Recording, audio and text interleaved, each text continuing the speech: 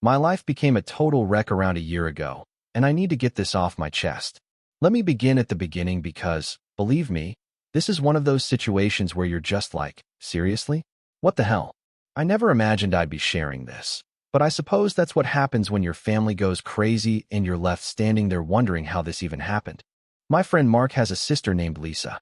Both of them have been in my life for years. It's nothing big, is it?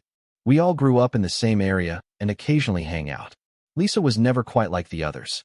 I don't mean to come across as cruel, but she was dealing with some mental health issues. To be honest, it wasn't my business, and I don't know all the specifics. Everyone knew Lisa struggled, but Mark never mentioned much, and I didn't ask.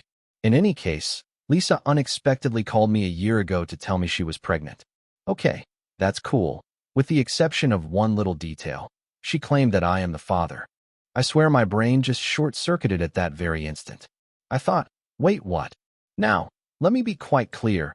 I have never, ever hugged Lisa, much less had an intimate relationship with her. I was therefore unable to even comprehend her making such a ridiculous claim against me. I told her straight away, Lisa, I don't know what you're talking about, but there's no way I'm the father. We've never been close like that. However, she simply repeated it, repeatedly, as if I were going to magically recall a night that never occurred. To put it mildly, it was strange. Though I was secretly freaking out, I attempted to remain composed, thinking perhaps this was a result of her mental health issues or something. This is the point at which things start to go wrong. A prenatal paternity test is something Lisa declines to take. She refused to move, even though I was sitting there thinking, if you're so sure it's my kid, why wouldn't you just take the test and prove it? It was a major guilt trip, and I wasn't buying it when she said things like, you need to be there for your child, and you're abandoning us before the baby's even been born. I therefore made it plain that I would not sign anything if she chose not to take the test. I had no intention of legally binding myself to a child that wasn't mine. Easy, isn't it? That should be the end of it, I thought. Boy, was I mistaken. The familial drama begins. My parents found out a few weeks later. My parents have this whole traditional values thing going on, and the moment they learn about the issue, they lose it. Like, totally lose it. I still love them, though. I'm just standing there trying to speak, but they're not listening. They're calling me names, calling me a shame and a deadbeat. They wouldn't listen to me when I informed them. Mom, Dad, this isn't my kid. Lisa's just making stuff up. They couldn't seem to get rid of the idea that I was the one who brought this baby into the world. After that, there were many ugly arguments. To be honest, I'm still upset about things that were said that I probably can't take back. Despite my repeated assurances that it wasn't my child, my parents persisted in pressuring me to act morally and become a father. They didn't care about it. They saw me as already guilty. They stated they couldn't believe I would refuse my own child, and that they didn't raise me to be a deadbeat. I was not even in the same state when Lisa would have become pregnant, which makes the situation even more bizarre. Yes, she allegedly became pregnant while spending a whole month at a friend's house. My parents dismissed this when I brought it up to them. People make mistakes, they stated. Yes, but this was more than a simple error. This was a serious charge that might destroy my life. At this point, Lisa is approximately 6 months along in her pregnancy. The entire family has now turned against me. Every phone contact, text message, and family meal revolves around the idea that I must mature and assume responsibility for this child. I was going crazy. I felt as though I was in a bad dream, and no matter what I did or said, no one took me seriously. Fortunately, most of my friends supported me, but even a few of them began to have doubts. For example, are you sure, man? Maybe you don't remember something. My parents finally gave me the ultimatum. They're casting me out of their lives, disowning me, and kicking me to the curb if I don't take charge and behave like a father. They were dead serious. Despite my initial belief that they were bluffing, they made it clear to me that I would no longer be accepted in the family if I didn't comply. Indeed, they disowned me after I refused to give in. That hurt, let me tell you. I was angry, perplexed, and simply hurt. They decided to believe someone else over me, even though they were the ones who reared me and were meant to support me. I was thrown out by my own family as if I didn't exist. It was cruel. After the baby was born, things became even more bizarre. Playing the part of a proud grandmother, my mother was present at the hospital. It wasn't until later that I found out. I had to deal with some legal issues to get the paternity test completed because Lisa was still refusing to do it. Guess what happened when the results were in? Not my child. I had no possibility of becoming the father, and I had a simultaneous feeling of relief and rage as soon as I held the paper in my hands. Finally, they'll see the truth. They'll realize they were wrong, and everything will go back to normal. That was my thought. When I sent my parents the results, instead they began bombarding my phone with requests for forgiveness, money offers, and apologies in an attempt to make things better. My dad even mailed me several $100s. The problem is that I retained the money. Yes, I did accept it. After everything they had put me through, I felt like I was owed something. But pardon them? No.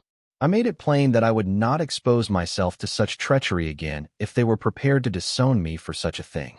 I understand, I truly do. While the majority of my friends supported me, others, along with my therapist, began to say things like, maybe you should give them another chance. They're your parents, after all. However, how can you simply forgive someone who was willing to discard you so readily? When someone believes a falsehood about their own child, how can you trust them? I'm currently caught between the belief that I did nothing wrong and the question of whether I should even make an effort to mend my family's relationship.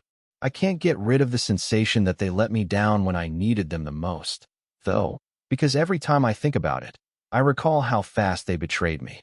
Okay, so you would think that things would settle down after the drama involving Lisa's kid and my parents, wouldn't you? Not at all. My life had different ideas. If anything, the situation continued to get worse. You would think it would have ended with me proving I wasn't the father, but wow, I wish it had been that easy. It turns out that people would do anything to avoid accepting responsibility if they don't want to acknowledge that they made a mistake.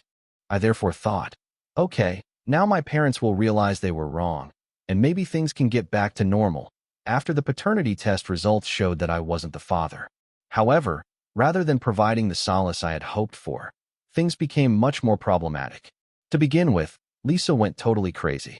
She began circulating the area with tales that I had interfered with the test in some way or had fabricated it. Yes, you read correctly. She believed that I had somehow persuaded an entire laboratory to falsify the results to support my claims. I mean, how could I possibly do that? I'm not a genius who can rig DNA testing. I'm simply an ordinary guy. Lisa, however, was not listening. She was determined to paint me as the antagonist in her tale. She went around claiming that I had deceived everyone into believing I wasn't the father and that I was leaving her and the child. It didn't matter that it didn't make sense. People began to trust her. Rumors from small towns travel quickly, and soon I was being seen as a scumbag by people at the grocery store. I even had people come right up to me and question why I wasn't taking charge of my child. It enraged me. Nobody appeared to care that I had the test results to show that I wasn't the father.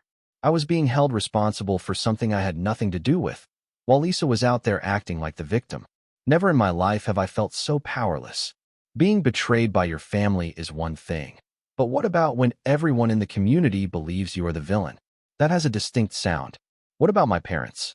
They were still making an effort to be polite, but it was obvious that they were also at a loss for how to respond to the scenario. My mother kept phoning and leaving heartfelt, lengthy voicemails expressing her desire for her family to reunite. She wanted to brush everything under the rug as if nothing had ever happened and didn't even discuss what had transpired. She even invited me over for dinner as if it would suddenly undo all the harm they had caused. It was offensive in addition to being awkward. They believed that a few family meals and some forced grins would make everything okay after what they had put me through. Like, they didn't even grasp how much trust they had broken. They just said, let's move on. There was no apology or recognition of how severely they had messed up. And that's the problem. Trust cannot be restored with a hug and a dinner once it has been shattered in that way. Rebuilding requires a lot of labor and effort, and they weren't even prepared to acknowledge their mistakes. The worst part was when my father attempted to buy me off. He simply emailed me to offer to buy me a new automobile if I returned to the family. As in what? Did they believe they could simply buy my pardon? I wasn't even sure how to react because it was so disconnected from reality. For a long time, I just gazed at the email, trying to determine whether it was a cruel joke. My dad was serious, though. I didn't answer. I was unable to. How can you respond to such a thing correctly? Repairing things was not important to them. Simply because it was convenient for them, They wanted me back in their life, and I became aware of how little they truly understood what they had done when they believed that hurling money at me would make everything better. The worst aspect, however, was discovering later that Lisa had begun contacting people I knew in an attempt to include them in her drama. She even tried to persuade Sam, my ex-girlfriend, that I was this awful person who had left his child behind. After years of not communicating, Sam suddenly texted me, saying, "We need to talk." I didn't know what she was talking about at first, but when she revealed that Lisa had been attempting to rekindle old drama by contacting her, I nearly lost it. I told Lisa to cease over the phone. I wasn't going to allow her to include my friends and ex-partners in her mess. I was done with the lies and the games. However, she simply hung up after laughing. Talking to her was like talking to a wall. Nothing I said would reach her since she was so engrossed in her fantasy world. By now, I was thinking about hiring a lawyer, quite seriously. Even though I didn't want to go that far, I felt like I had no other option. I felt like I had no one on my side while Lisa was out there damaging my reputation and my parents were supporting her actions. Yes, I had the support of my closest friends, but even they were unaware of how awful things had gotten. At some point, I had to decide. I couldn't continue to wait for the next insane claim or rumor to surface, living in a condition of continual tension. I made the decision to sever all connections, not just with Lisa, but also with my parents. It wasn't simple. In fact, it was awful. However, I realized I couldn't allow them to continue to bring me down. I sent my parents a lengthy email outlining my feelings of betrayal, my failure to trust them, and my inability to trust them going forward. Nothing was sugar-coated by me. I was honest with them, telling them that I wasn't ready to forgive them and that I wasn't sure if I would ever be. I advised them to start by sincerely apologizing and accepting responsibility for their conduct if they want to have any chance of a future relationship with me. No more acting as though nothing was wrong. No more ignoring issues. Regarding Lisa, I blocked her on all platforms. Her machinations were becoming too much for me to handle. I wasn't going to allow her to continue entangling me in her mess since she wasn't my concern. I even had to inform her brother Mark that I would not be able to spend some time with his family. Mark has always been a great buddy, so that was difficult, but I had to prioritize my own health. I cut them off a few months ago, and to be honest, I've been relieved. Even if I occasionally feel bad or question my decision, I know that ultimately, I made the right choice. Even though it's difficult, there are moments when you have to leave. It's messy and convoluted, to be sure, but at least I'm not always watching for the next catastrophe to occur. At last, I'm able to breathe. But man, I never would have believed you if you had told me a year ago that this is where I would wind up. I suppose that's just the way life is. First update. Okay, so this is where it gets even stranger. I believe that the pandemonium would be resolved if I severed my relationship with Lisa and my parents. I reasoned that if I cut them out of my life, everything would settle down and I could move on. Naturally, however, things are not so simple. Terminating contact with them was only the start of a whole new problem. A few weeks after blocking Lisa and sending the email to my parents, I received an unexpected contact from Mike, an old acquaintance from high school. He suddenly asked how I was doing, even though we hadn't spoken in years. Okay, that's random, I thought at first. But then he informed me that my parents contacted him. In the past, Mike and I weren't even that close, so why would my parents get in touch with him? That was a serious warning sign. It seems that they had been attempting to persuade others to speak with me on their behalf. I'm speaking of longtime acquaintances, distant family members, and even folks I don't really know. They were telling everyone that they were concerned about me and that I was in a horrible position. They seemed to be attempting to paint me as the unstable one. What's the worst? They were presenting the entire situation as though I should have apologized for cutting them off. Mike didn't buy it. He wanted to alert me because he knew something was wrong. But it went beyond that. I began receiving messages from a wide range of people over the course of the following few days, including some I had just met a few times and others I hadn't spoken to in years. It was crazy. Everything they were saying was the same. Your parents are really worried about you. Or, you should give them another chance. Somehow, they had persuaded everyone that I was the villain in this scenario, that I had lost my mind and had to make amends. It was unbelievable to me. My parents were out here waging a full-fledged public relations campaign to paint me as the villain while I was simply trying to move on with my life.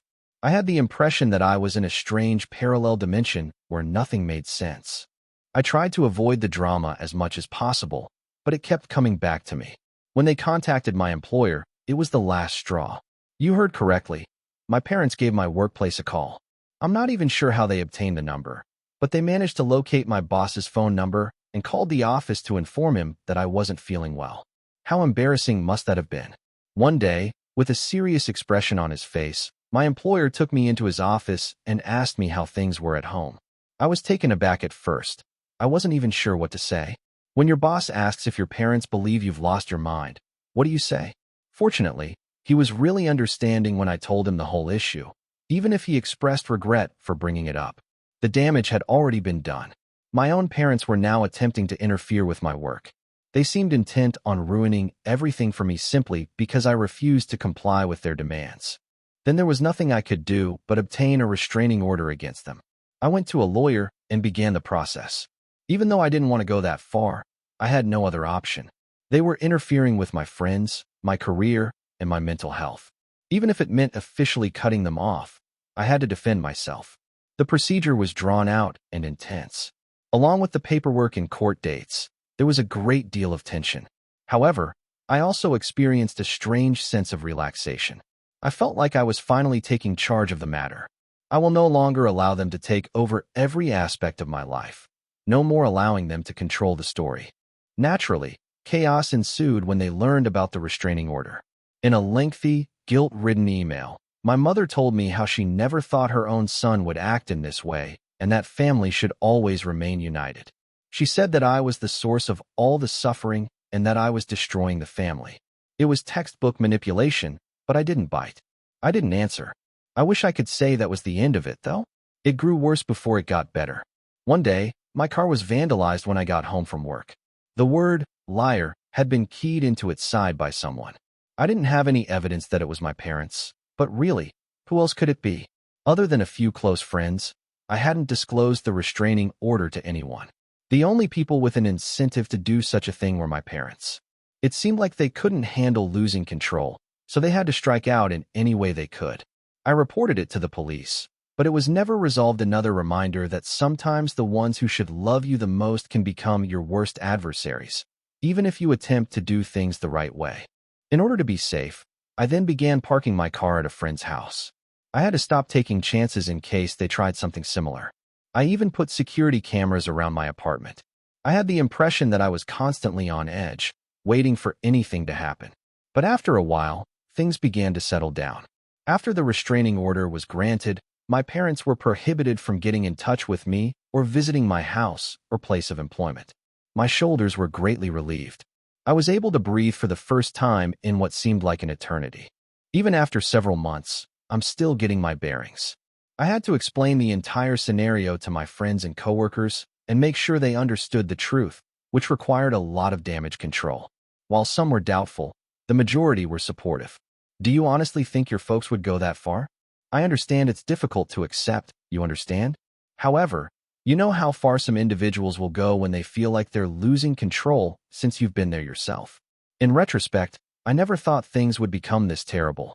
It's amazing how easily a family may turn against you if you don't follow their rules. All of this has taught me one vital lesson, though. You cannot allow anyone, not even your family, to dictate how you live your life.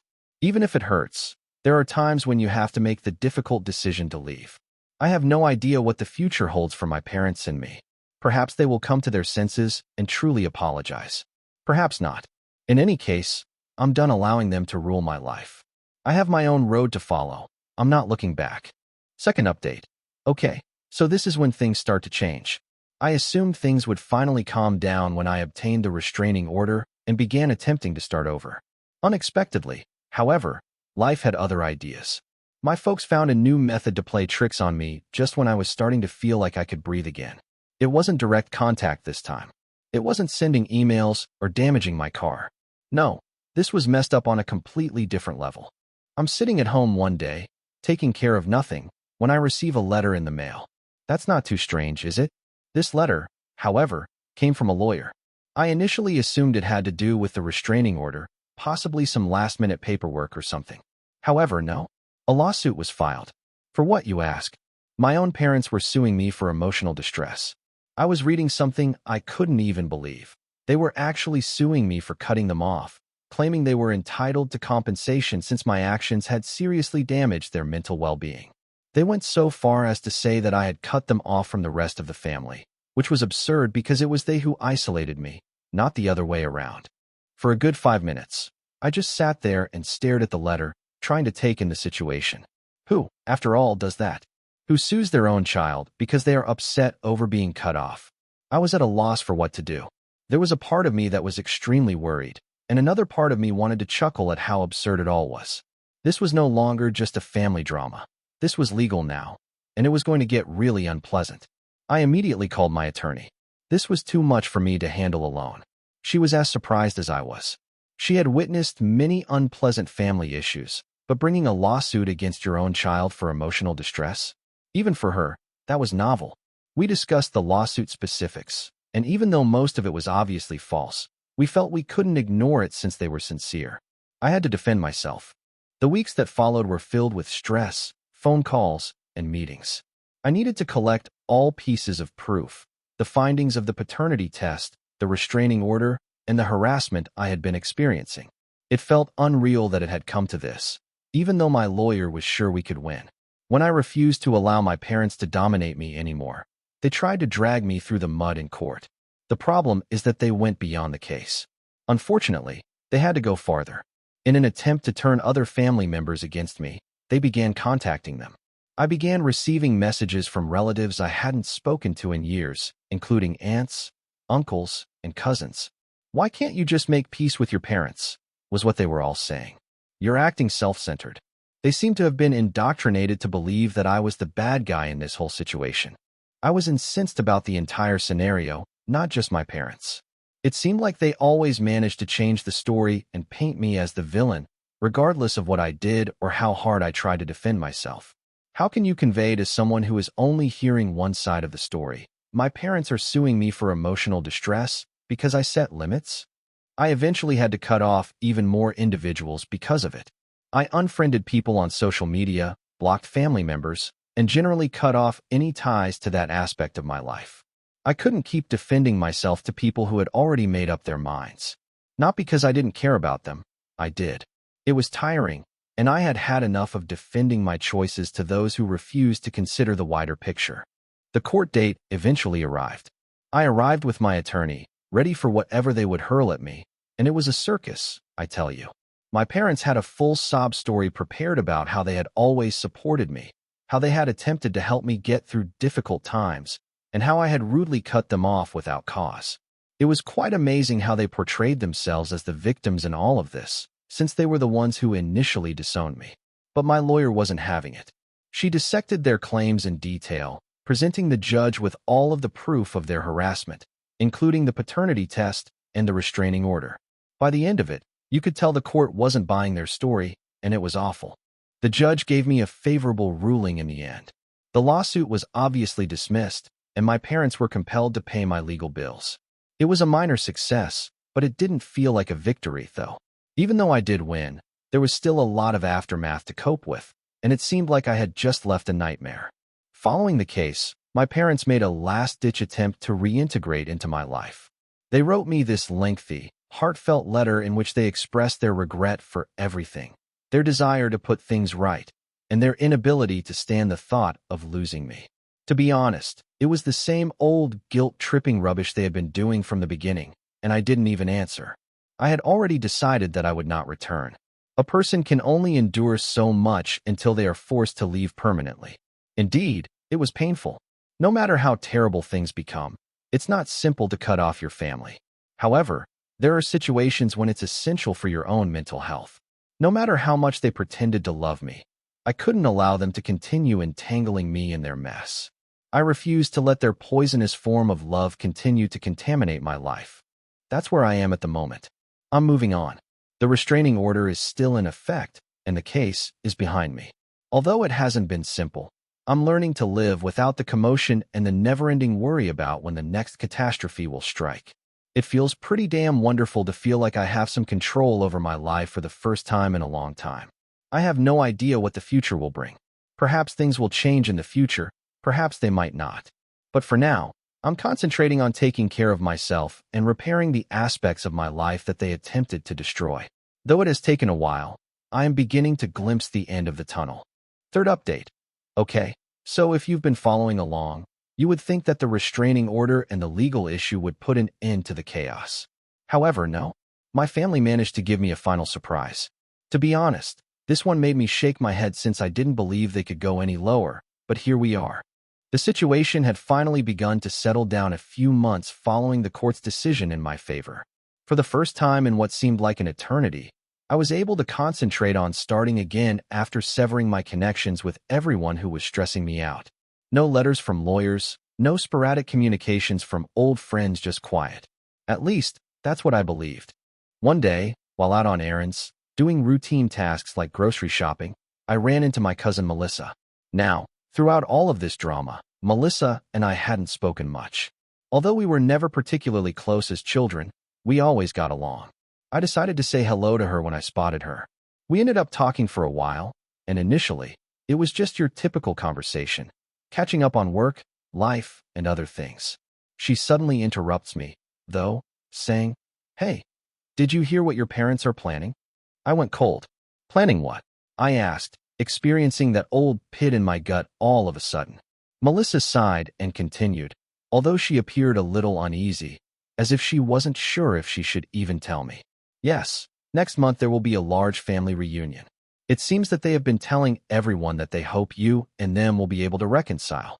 It was unbelievable to me.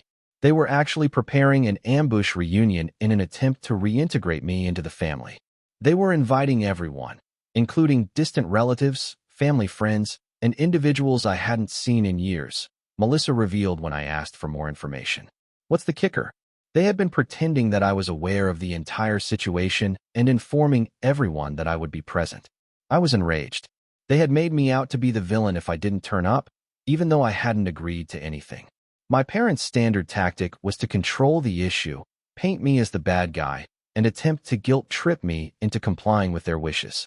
I told Melissa up front that I wasn't going, and I thanked her for informing me. Even she appeared somewhat conflicted, as if she were falling for my parents' "we just want to fix things" line of reasoning. She wanted me to go and put things right, and I could see it in her expression. However, I was not going to fall into that trap after everything they had done. That evening, I went home and gave it a lot of thought. I felt compelled to say something, even though I knew I wouldn't be attending the reunion. Since I couldn't ignore this, I made the decision to send my parents a final email outlining everything in detail. I sat down and sent them an email the following morning. It was brief but straightforward.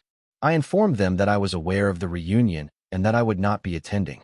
I made it plain that I didn't want to participate in any coerced reconciliation, certainly not in front of a large group of people. I advised them to respect my limits first if they were sincere about making things right, and there was nothing else to discuss until they were able to accomplish it. To be honest, I didn't need a response and didn't anticipate one. This was the last time I needed to correct the record. Naturally, though, my parents were unable to ignore it. My dad phoned me a few days later. He left a lengthy, meandering voicemail about how I was destroying the family and how this reunion was meant to be a new beginning for everyone, but I didn't answer. He even said, "Your grandparents would be so disappointed in how you're handling this," in an attempt to put me under guilt. That voicemail really got to me, not because I believed it. It made me think of all the times my parents had manipulated me and used guilt to get what they wanted. They would use any tactic they could to make me feel like the issue, even if it meant bringing up my grandparents, who incidentally had always been there for me. They were unable to acknowledge that perhaps, just possibly, they were the ones who needed to examine themselves closely. I left the voicemail unanswered. What was the purpose? I was not going to allow them to drag me back into their drama after I had finished speaking. However, it continued to bother me for days after that. I kept thinking about the reunion and all the family who would be present. I thought I was simply refusing to make peace. I questioned how many of them were receiving the distorted version my parents were giving them, and how many of them truly understood the whole story. In the aftermath of the reunion, I never heard from my parents again. On Facebook, I came across pictures of joyful grins, family embraces, and other such scenes. My parents were grinning and behaving as if nothing had happened, as if they hadn't just spent the last year attempting to ruin my life. Seeing them act as though everything was flawless was strange. However, I suppose they were always skilled at acting. Melissa informed me the reunion had been unpleasant when I saw her again a few weeks later. It seems that many people were expecting me to arrive, and some awkward talks ensued when I didn't. According to Melissa, my parents' attempts to explain my absence were not well received. Some family members even began to wonder why I wasn't present and why my parents hadn't been more forthright about the whole thing. After all, I suppose not everyone believed their story. And I suppose that's the current situation. Even though I've been able to put the drama behind me, I know it's always there, just beneath the surface. I've come to terms with the fact that my parents are unlikely to acknowledge their mistakes. I can't alter them, but I can safeguard myself, continue to live my life independently of them, and concentrate on the individuals who genuinely care about me. It has been a long journey, and I will admit that there are still moments when it hurts. It's difficult to cut off relatives, and sometimes I question whether I made the right decision. But I knew in my heart that I had to. They kept attempting to pull me into a toxic loop, but I had to choose me, my future, and my mental health. That concludes this crazy journey. Things may or may not change in the future. In any case, I'm tired of allowing my family to dictate how I live. Now that I have my own road to follow, I'm doing it on my own terms for the first time in a long time.